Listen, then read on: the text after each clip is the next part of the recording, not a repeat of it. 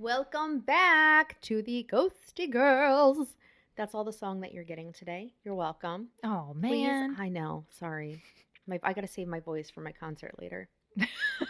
And by concert, you mean like singing in the car by yourself? On my way home, yes. Yeah. Obviously. Brittany's ready. She's tuned up on the iTunes, if you will. Brittany's ready. It's me, bitch. So guys, please give us a 5-star review if you can. Just take a second and do that. We'd love to hear your comments. Hopefully they're positive, and if not, that's okay. We'll delete them. And don't forget to subscribe. We love you. Thank you so much. It means the world to us that you are even listening to our banter. Yes. Thank you guys so much for everyone who's reached out to us and just said that you're enjoying the podcast. And, it really does mean a lot because we have worked so hard on this. Christina more than me, if I'm being honest. I was in Disney last week. Yeah, but, it's a give and take. There's some times where you're going to be working on it more than I. Probably. It just... We're a team. I know. We're the ghosty girls. We're the ghosty girls. Yeah, we got this. Oh, double song. Yeah. So today we are going to be talking about a story that's probably going to piss you off because it really pissed me off when I was researching this. And this is also a case that I have been following since day one. Well, I'm excited to hear it. Yeah. This is the mysterious death of Susan Ledyard. Have you heard of this? I have not. Okay, let's get into it. So Susan Morrissey Ledyard was a 50-year-old English teacher at Academy Park High School in Pennsylvania. She was raised in Chester County, PA, but she attended the Tatnall School in Wilmington, Delaware. She has 2 sisters and 1 brother. Family and friends described her as fun, smart, and having a great sense of humor. She also did a lot for the community and by all accounts was a phenomenal teacher. Her students are said to have absolutely loved her. Now, on a personal note, she loved animals, she was very caring, and she was also artistic and crafty. From everything I've read about Susan, she just seemed like an amazing person, and she was beautiful too. There's pictures of her like on the beach with her family and friends, and she just has this huge smile on her face, and she looks like a cool, fun chick, like someone you just have a blast with. She's one of those people that just has like this huge smile that I hate to be a cliche, but lights up a room. After she graduated high school, Susan attended college to become a teacher, and she lived in San Francisco. She even went to Prague at one point to teach, which I thought was really cool. At the age of 36, she decided to move back to the East Coast to be closer to family and friends, and she ended up in Wilmington, Delaware. That is where she ultimately met and fell in love with Benjamin Ledyard, a successful banking executive and single father of 2. Now, Ben was actually a classmate of one of Susan's sisters and was also a family friend. It seems like it was a little bit of a whirlwind romance, and she apparently moved in with him within a year of dating. In 2016, Susan and Ben were married, and they spent their free time going to restaurants, going to the beach, and enjoying music together. Now, even though Ben had 2 children of his own from a previous relationship, Ben and Susan did not have any children together. In July of 2019, Susan was on summer break and was enjoying her free time at the beach, soaking up the sun at her family's beach house in Stone Harbor, New Jersey. This was said to be one of her favorite things to do. It's reported that on Saturday, July 20th, she returned home to Wilmington. Just 3 days later, she would be dead. In her home? Oh, we'll talk about that. Ooh, sorry, I'm jumping the gun. This one's a doozy. Like I said before, it's going to piss you off. It's going to confuse you. And then you're going to think, how is someone not behind bars for this murder? And then you're going to think, maybe I'm wrong. Maybe I don't know who did it. And then you're going to go back to thinking, this is really easy to solve. Why is this not like it's just, you'll go back and forth with it. I feel like I know what happened, but I also don't want to get sued. Fair. So I'm going to keep my thoughts to myself, and I'm going to let you guys come to your own conclusions based on the facts. Yep.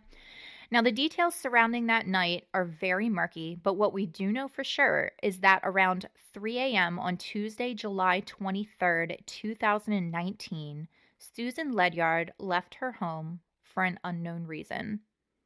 One thing to know about Susan is that she was a night owl who liked to stay up into the early morning hours, texting friends and scrolling through social media. So for her to be up and up and about at 3 a.m., this was not particularly uncommon for her. Now, this was also summer break for her, so it's not like she had to be up early for work or anything.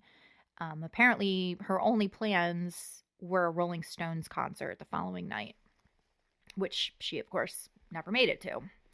Authorities, of course, obtained access to Susan's phone and were able to confirm that she was calling and texting friends as well as an old roommate and even updating her Poshmark shop up until around 2:45 a.m. Investigators said that no red flags were raised by any of the conversations she was having with anyone. So, nothing suspicious was found in her phone that would account for why she would have gotten up and took off at 3 a.m. Why she left and what she left for, we'll never know.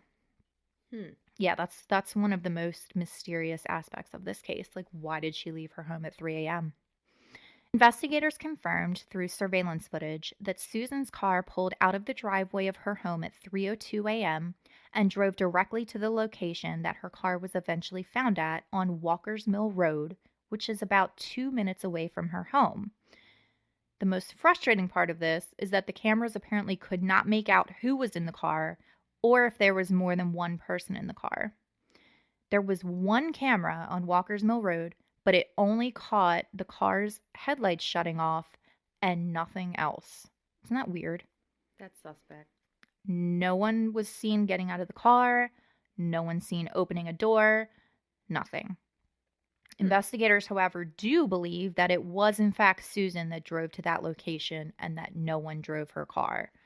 Why investigators believe that, we don't know. Now, there's old buildings there by the riverbanks, but this area is considered a scenic area known to locals as a nice walking spot. There's also a public park there, so there is a possibility that other people could have been hanging out in that area.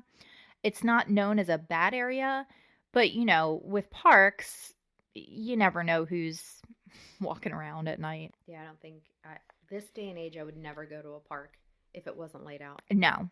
And even light out, like, people still, Right. it's, they're, I don't know, this world sucks. So that's where Susan's timeline just completely ends. We have no idea what happens after that. We just know that she somehow ends up in the Brandywine River. Around 7:30 a.m., about 4.5 hours after Susan's car left her home, a construction worker in the area discovered the body of a female floating in the Brandywine River near Northeast Boulevard in Wilmington. This body turned out to be the body of Susan Ledyard. The construction worker later said that Susan's body was caught up in a tree limb, which was holding her in place. Now, if she wasn't caught up in that tree, her body would have floated out to the Delaware Bay, and she probably would have never been found. Yeah. Divine intervention? Yeah. Maybe? Around 9 a.m., approximately 3 miles from where Susan's body was found, authorities responded to a call about an abandoned 2016 Honda Civic that was blocking Walker's Mill Road. That car was soon identified as Susan's car, and her purse and her cell phone were both found inside. So she got out of that car without her purse or her cell phone. But they were in the car. They were in the car. Okay. Yep.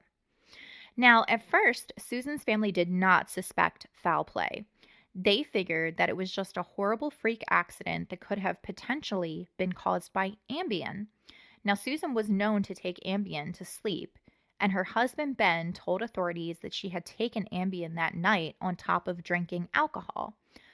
He said apparently they shared a whole bottle of wine that night, which sounds like a lot, but if you think about it, between two adults, a whole bottle of wine, it's not that much. It's 2 glasses each. Yeah, exactly. Now, we all know that Ambien can make you do some crazy shit. I've even heard stories of people driving while on Ambien and waking up somewhere random with no recollection of how they got there. People will sleep eat on it. They do all kinds of weird stuff. It's a scary medication. I don't know how it is still legal I don't with all either. the blackouts and stuff. It's Yeah, crazy. yeah. It kind of reminds me of like Quaaludes back in the 80s. Remember how like ludes? Quaaludes. Yeah, like people found out that if you took a Quaalude and then you stayed awake, like fought the sleep, Mm-hmm. that you would be completely fucked up and doing crazy shit. I mean, this is kind of how Ambien is. I've heard so many horror stories about Ambien. Like even at one of the previous law firms that I worked at, I was going through medical records and there was medical records about how police showed up to a store and the person was just sitting there. They had driven themselves there while on Ambien and had no idea that how they got there. So they were driving and didn't know they were driving. That's terrifying. That's terrifying. Were they Yeah. arrested? Because I mean, what was that even their fault? I don't think so. I don't think they were arrested, but you know, it's still what the fuck? That's crazy. Yeah. Susan's husband, Ben, after being questioned by authorities, states that he went to a movie with a friend that night, came home, shared the bottle of wine with Susan, and then told her to take it easy with the drinking, and then went to bed around 11 p.m. He states that when he woke up in the morning, she was just gone. That's all the info he was able to give regarding that night. Now, I did find an interesting detail on the Killer Jeans podcast called Down by the Water, where Susan's sister states that Ben found a, quote, broken wine glass on the porch when he woke up that morning. But that's all that was said about it. So he found a broken wine glass. Do we know if he told the police? That I don't know. That was just her sister mentioned that in the podcast episode. I thought that was a strange little detail. Strange. Interestingly, Susan was wearing a Fitbit at the time of her death. The information they were able to pull from it is disturbing to say the least.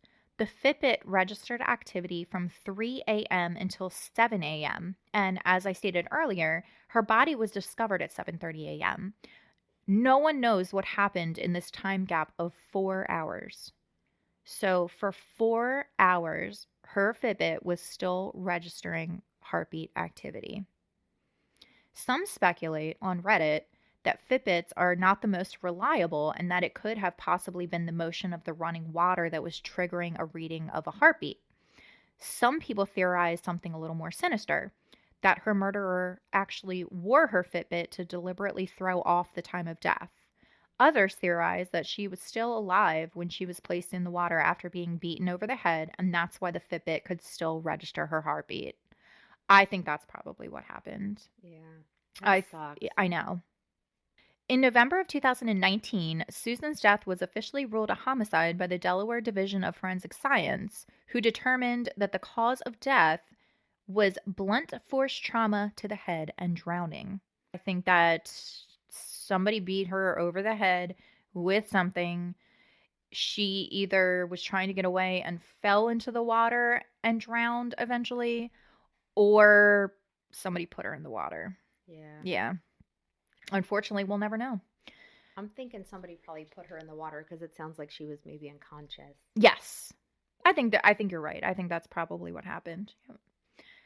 Now, toxicology reports found alcohol in her system, but no illegal drugs, which was to be expected. She wasn't known to be a drug user or anything. The most interesting part of the toxicology report was that no Ambien was found in her system at the time of death. So, Ambien-related death was ruled out. This raises a lot of questions about Ben's statement claiming that Susan had taken Ambien that night. Was he mistaken, or was this a deliberate lie? Now, it's also important to note that Ben states that he also took a sleep aid that night. He took Lunesta. So, giving him the benefit of the doubt, playing out devil's advocate here, he may not be the best historian in that regard. I'll let him slide on that one. He may have just gotten mixed up. Yeah. There were no signs of sexual assault, and it's said that her body was only in the water for maybe 30 minutes. What time did they find her? 7. Or her Fitbit stopped at 7. Her Fitbit stopped at 7. Her body was discovered at 7:30. So still, if she was only in the water for about 30 minutes, what was she doing for the rest of that time? What was she doing from 3 a.m. until 7 a.m.? I don't know. Does that make sense to you? No, it doesn't. I mean, I don't know. This case makes no sense to me. Like, was she just wandering around the wooded area? If she had a head injury, don't you think there would be like blood trails? It sounds like there would be, Yeah. unless it was like to the temple. Like I don't know. I don't This either. case is stressing me out. It stressed me out too.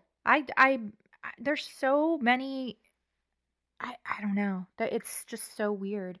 And it's frustrating because I couldn't find a lot of answers to the questions that I had. Like that I looked up if they found any blood trails in the woods and I could not find anything. Nothing. So I did just look up Ambien and how long it can be detected in the body, because if she took it early enough Mhm. and then happened to, I don't know what I'm trying to do, but maybe it was already out of her system before they did the test. It could have been. I don't know when she would have taken the Ambien. I know that Ben, her husband, said that he went to bed around 11:30. So if he saw her take the Ambien, if he claims that he saw her take the Ambien, it would have been before 11:30. Yep. She left the house at 3 a.m. Well, it has a half-life of 2 hours, which means that's like its peak, and then it starts to wind down. But it's showing in a urine test, it's detectable for 24 to 48 hours. However, for a higher dose, 72 hours. Oh, wow. Blood, 6 to 20 hours. So they would have found it in her system. Yes, because they would test your urine and your blood during an Yeah. autopsy. Yeah, I mean, especially for hair. foul play. Yeah, and hair, it's going to be in there, but you can't determine a specific time for that. So. Yeah, so either she... I don't think she took it that night then. No, doesn't sound like it. So he either lied about it or he thought he saw her take it. Either way, that's sketch. Super sus. Yeah. Now, it's reported that Susan's family has been a little less than impressed with Ben's actions and his attitude surrounding Susan's death. Apparently, he wasn't worried when he woke up and found that Susan was gone. He didn't report her missing. He moved on from this very quickly and became engaged to his now third wife within a year of Susan's death. I don't like that. I don't like that either. Devil's advocate, though. Men move on a lot more quickly than women do. Could be. You're going to like him a lot less as this goes on.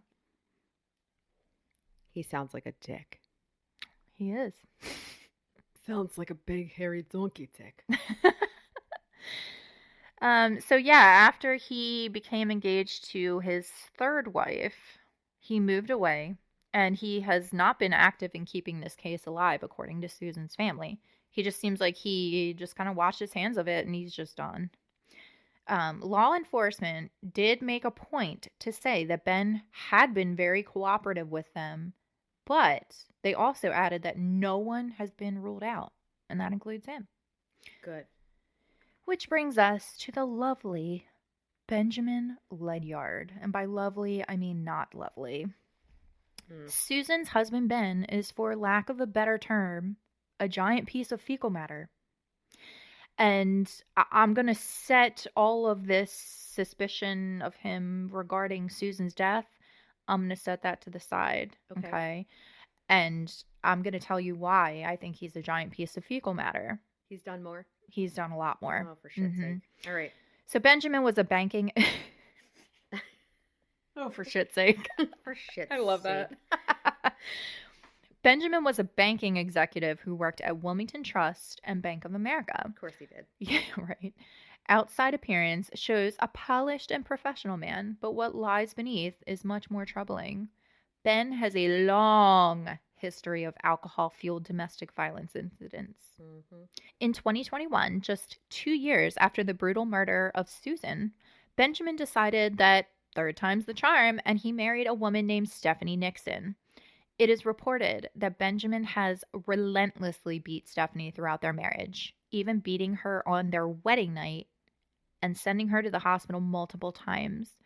He has chased her around their home with a pool stick, threatened her, caused multiple fractures to her upper extremities, face, nose, ribs, spine, and he even went as far as biting the tip of her finger off and eating it. What? Yep. How is this man not in jail? In general. I'm going to get to that. Yeah, this is not hearsay. All of this is documented. These many attacks would send Stephanie to the hospital, where she would eventually make up a story like she fell off her bike, etc. She would make up any kind of story about how she was injured as to not implicate her husband. In what was quite possibly the most violent attack, Benjamin beat Stephanie over the head on New Year's Day 2023, causing her to bleed profusely from the head while wandering around their home, begging him to call 911. Does that sound a little familiar, maybe? Mm-hmm. He beat her over the head, causing her to bleed profusely from the head while wandering around their home. So eventually a neighbor did hear Stephanie, and she called 911, which led to his arrest. He posted bail after a little over a week in jail, and then promptly proceeded to meet up with a, quote, unidentified girlfriend at an Airbnb in Pennsylvania.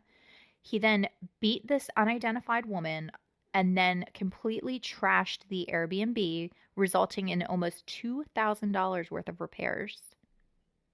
This is right after he posted bail. Yeah, I don't like this guy. Beat an unidentified woman and then trashed an Airbnb. Yep. The owner of the Airbnb stated that Benjamin reached out to them and said that he got a, quote, boo-boo, and that was the reason for all the blood. Tell me he didn't use that actual word. That's what it says in quotations, boo-boo. This man is not mentally stable. You think? What learning. Makes you think that? I'm learning. This is a story. It's a learning session.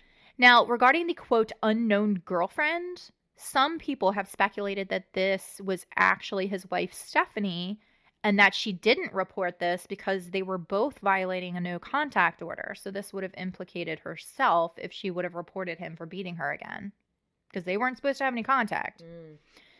People also claim to have seen the two together, clearly not adhering to the restraining order put in place by the court. So my personal opinion is that it was probably her that he beat at the Airbnb, but there's no evidence to confirm nor deny that. In December of 2023, Benjamin was sentenced to 2 years in prison for the violent New Year's Day attack on his wife, Stephanie. Superior Court Judge Danielle Brennan stated that the photos of Stephanie's injuries were so bad that at first she thought she was looking at autopsy photos. Are you serious? Yep. And this is a judge. They've seen some shit. They've seen some shit. So for her to say she thought that these photos of a beating were actually autopsy photos, holy fuck. That's some gore. One of the injuries was so horrific that her skull was visible. Yeah. Bless her little heart. I can't. Despite this, Stephanie pleaded with the judge and said, "Please don't incarcerate him. I beg you, I beg you. Please give us a chance. I forgive him. I believe God forgives him. If I can forgive him, why can't anyone else?" That's a direct quote from her. Interestingly, it was also disclosed in court that there were audio recordings of Benjamin threatening Stephanie and saying he will, quote, put her body in a cooler and dump it in the ocean. Taking a nod out of Tom Capano's murder book, apparently. There are also videos of a drunken Benjamin acting violently and displaying extremely bizarre behavior. Benjamin blamed his violent outbursts on alcohol and said that he is in recovery from that. He also pleaded with the judge to spare him prison time and said he was sorry and will, quote, do anything you ask. Excuse me while I get out my tiny violin. Yeah. Regardless, he is exactly where he needs to be, and it's just a shame that he's only in there for 2 years. Even if you take the murder suspicions out of the equation, this is still a massively dangerous man. Massively dangerous. Yeah. He does not need to be walking among people because he's going to do this shit again. 100%. And in 2 years, this guy will be out walking amongst us again, probably with a high status job at a bank in the city. It's just, ugh. I mean, I hope that he did clean himself up and sober up, but I don't know. I won't hold my breath considering his past. I mean, this just seems like shit that he's going to continue doing. Yeah. The system. Mm-hmm. People in the courtroom stated that Stephanie sobbed as Ben was sentenced to jail time for brutalizing her, and that Benjamin yelled to her that he loved her as they led him out of the courtroom and into his jail cell. So that brings us to present day.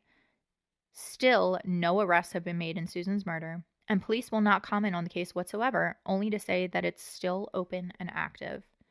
Now, is it possible that Susan's death was a random attack and that it wasn't someone that knew her? Sure. I mean, anything's possible. But my question still remains, what was she doing driving to the river at 3 a.m.? What the fuck was she doing? And not on Ambien. Right. She knew what she was doing, more than likely. Right. She shared a bottle of wine with her husband, but as we talked about earlier, a whole bottle of wine between two adults is not that much. Mm-mm. Her family has stated that she may have been out on a cigarette run, but I don't know. Even with her being a night owl, 3 a.m. is kind of a stretch for me.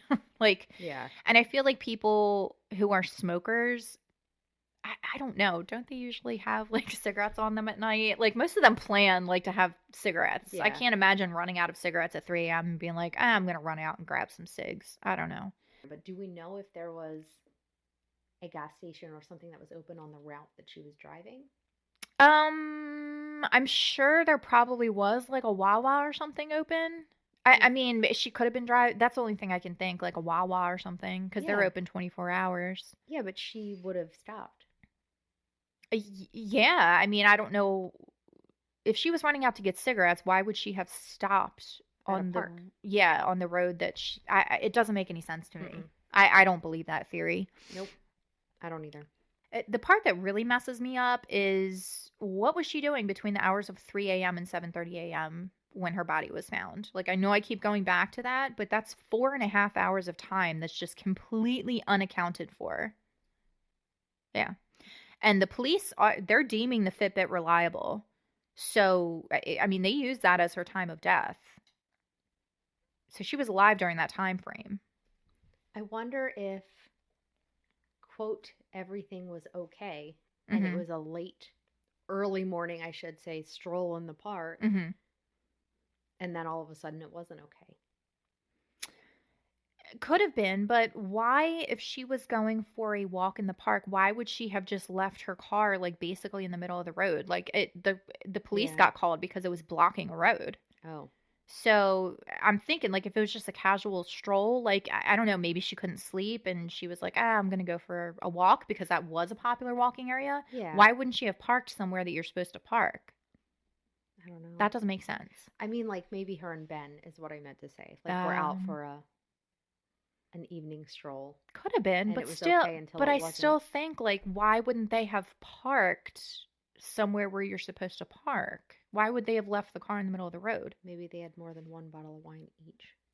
Yeah, that's true. I mean, he wasn't accurate with the Ambien statement, so who knows if he was accurate about the wine. I mean, we're going by his word, and this is a guy who beats the shit out of women, so I tend to not really put any stock into what he has to say. Same.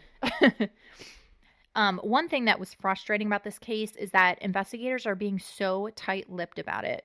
Like, that, it's not uncommon because there's usually details in cases that police don't want you to know because it's something that only the murderer would know. Yeah. But I feel like at this point, I wish they would release a little bit more. What I want to know is, was there any blood found in her car or in her home? We know that there was apparently a broken wine glass found, but nothing else is mentioned about the home. Um, and I wonder, because my immediate theory in this case was that maybe she was beaten in the head, possibly at home or in her car, sustained a head injury, and then in an incoherent and confused state got in her car, maybe to go find help, and somehow pulled over, stumbled around in the dark, and landed in the water, resulting in her drowning. Yeah. I mean, I don't feel like that theory would be much of a stretch because if you remember, Ben's court case for domestic violence against his third wife, it came out that at one point he beat Stephanie in the head so badly that she was stumbling around with the head injury looking Right. for help and begging him to call 911. If you have a head injury like that, Mm-hmm. you could absolutely be incoherent and just be on autopilot. I mean, Mm-hmm. there's a case where a man was shot in the head. Do you remember that? Yes. And they were interrogating him, thinking that he was the one that killed his girlfriend. And he wasn't. He had a fucking brain injury and a bullet in his head and kept telling the police, my head hurts, my head hurts. They Yeah. finally checked him. He had been shot in the fucking head and they were interrogating him. God bless him. Now, like, he eventually started not making sense, and that's when they caught on that something was happening. Yeah. But it is completely possible to even be shot in the fucking head and still be coherent enough to be, talking to Yeah. people and moving around. So I wouldn't rule that out. Yeah. I wouldn't rule out that maybe she got the head injury at home Mm-hmm. and then got in her car in a confused state, and that's where she ended up.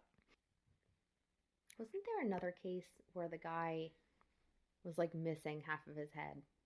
Mm-hmm. And there was like, you could see he got up as normal. He was shot while he was sleeping, Yeah. but he woke up as normal. You could see he like brushed his teeth. Yes. Because there was blood smears. Made coffee. Yes.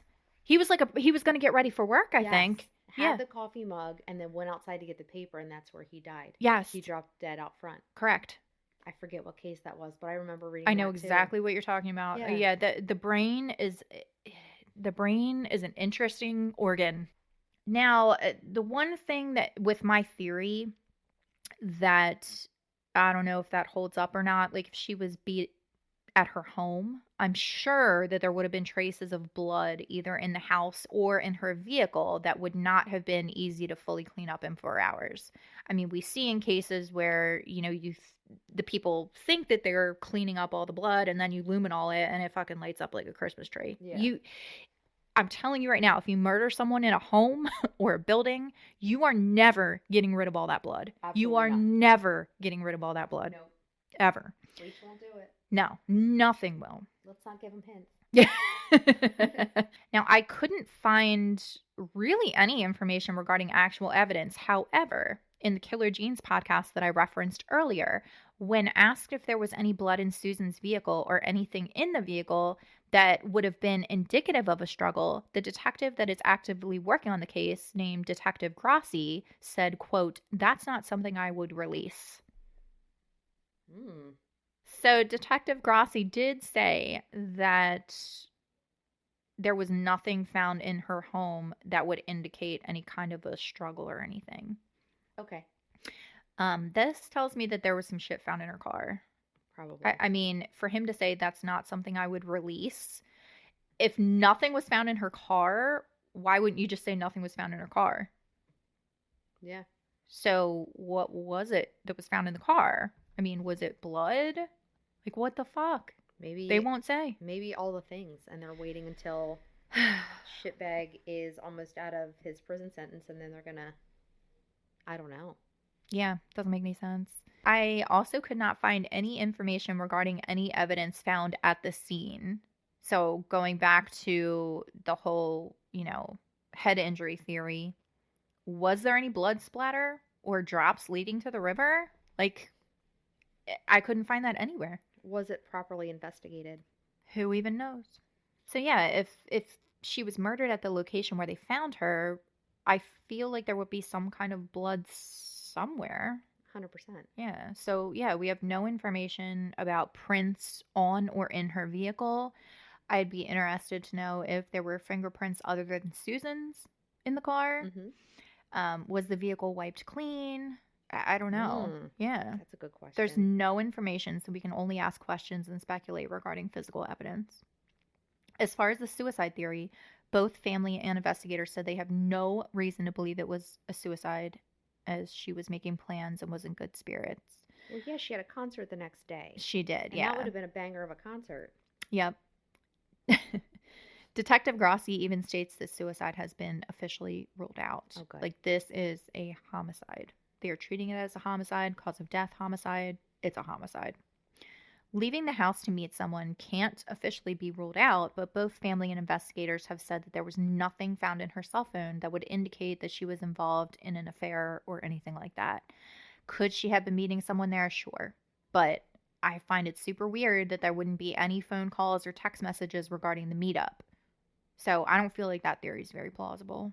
No. I don't think she was meeting anybody there. I mean, if you're meeting someone somewhere, you're in this day and age, you're going to text them and be like, hey, I'm on my way or whatever. Like it doesn't make any sense. So this brings us to the accident theory. Did she go for a walk late at night, trip and fall, busting her head on rocks and causing her to land in the water and drown? No. Again, it's a homicide. So that's ruled out. Yeah. All we know is blunt force trauma to the head and drowning. That's it. And it's an open case. Open case, yep. As of right now, there's still a $50,000 reward offered by Susan's family for information leading to an arrest. So, if anyone listening has any information, be sure to contact Delaware Crime Stoppers at www.tipsubmit.com. I really hope that they solve this, but this is one of those cases where I feel like the only way it's going to be solved is A, a confession from someone, or B, someone knows what happens and they spill the beans. Yeah. Or there's some kind of evidence in the car and that's why that's not being released. Yeah. I don't know. Yep. It's just so hard with people, like when a murder happens by a spouse or someone that you live with, like, I mean, his fingerprints would be all over the car anyway if they were married. So it's like, weird. It's very weird. And I hate doing unsolved cases. Yeah. Because I'm a resolution person. Like, I want to have a resolution. But I feel like this case is so important to keep alive because someone needs to be held accountable for this. 1000%. She seemed like she was a little spark plug ray of light, you know? Yeah. Yeah, for sure. And again, I feel like I pretty much know what happened, but it's just someone's either going to have to talk or some evidence is going to have to come out. I don't know. Let us know what you guys think. Yeah, let us know what you think. And again, if you see something, say something. If you know anything, make sure that you contact the authorities because her family deserves to know what happened to her. I can't even imagine having a family member murdered and just sitting here knowing that they're outliving their life. It's fucked up. Yeah. Yeah. Well, hopefully he's in jail right now, but you know. Yeah. You never know. You never know. I do want to also, if it's okay, end this episode that I know we did talk about spousal abuse. Mm-hmm. And I just want to let everyone out there know that help is available. It is. It's scary. Take the step if you need to. The National Domestic Violence Hotline number is 1-800-799-7233. You can also text the word BEGIN, BEGIN, to 88788. Take care of yourselves, ladies, okay? Put yourselves first. It's hard. Yeah. It's scary. Everything gets better. It does. And you don't want to end up a story on a podcast. It's true. I hate to say that, but people love you. People care about you. You matter. Get help. We love you. And like she said, we don't want to talk about you. Exactly. Don't make us do that. Yeah. Okay. Not saying that that's what was going on with Susan, but it was what was going on with Stephanie, and there's documented proof. Yeah, and I hope she finds the courage to leave too, because what he did to her was not okay. Not okay. And I hate to say it, but it'll happen again. Yep. People like that I don't believe that there's any rehabilitation for them. If you are okay beating the shit out of someone almost to death, I don't see you changing and becoming a better fucking person. I don't. That's just my opinion. But what do I know? I'm just some bitch. Girl, same. So yeah, thanks for joining us, and we hope you enjoyed it, and we will see you next Tuesday, but don't be a one. Love you. Bye. Love you. Bye.